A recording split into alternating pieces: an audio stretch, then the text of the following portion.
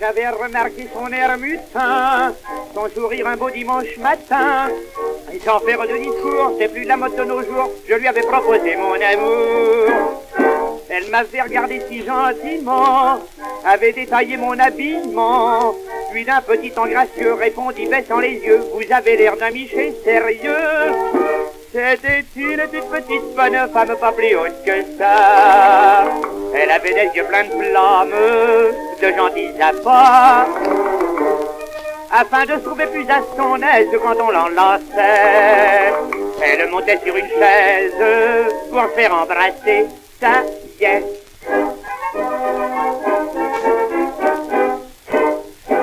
En dépit de son air innocent, elle recevait chez elle des amants auxquels ses charmes avaient plu pour un quart d'heure quelquefois plus au prix de 3 francs 50 et au-dessus. Elle avait pour se donner un maintien des petits pieds 2 fois grands comme les miens. Elle tenait debout, fallait voir, si bien qu'en faisant le trottoir, elle avait jamais besoin de s'asseoir. C'était une toute petite bonne femme, pas plus haute que ça. Elle était chatouilleuse d'âme et chahutait pas. Lorsque des vieux messieurs ridicules d'elle s'approchaient et lui passaient les rotules, elle les écartait, partait.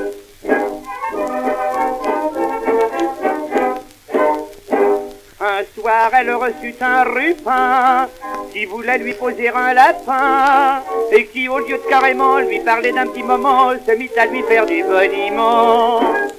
Elle l'écoutait d'un air narquois. Il disait, je te mettrai dans tes bois, je te mettrai sans ton désir, dans les perles, les saphirs, je te mettrai où ça te fera plaisir. C'était une toute petite bonne femme, pas plus haute que ça. Ça finit pas par un drame, oh non, bien loin de là. Elle entola le monsieur de main de maître, puis gaiement lui dit, je sais pas où tu voulais me mettre, mais moi je te l'ai mis, mon petit.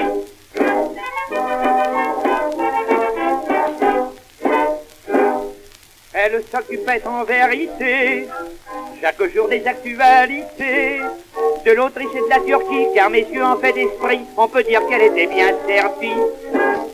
Elle aimait beaucoup les moricots, leur disait chez moi Monténégro. Son sourire provoquant était des plus convaincants, et puis il y avait du monde au Balkan. C'était une toute petite bonne femme, pas plus haute que ça. Elle adorait du fond de l'âme tous les chefs d'État. Dans le cœur, elle portait Monsieur Fallière, Édouard Sultan-Nu, Alphonse XIII à la Jardière et Guillaume au-dessus, c'est sûr.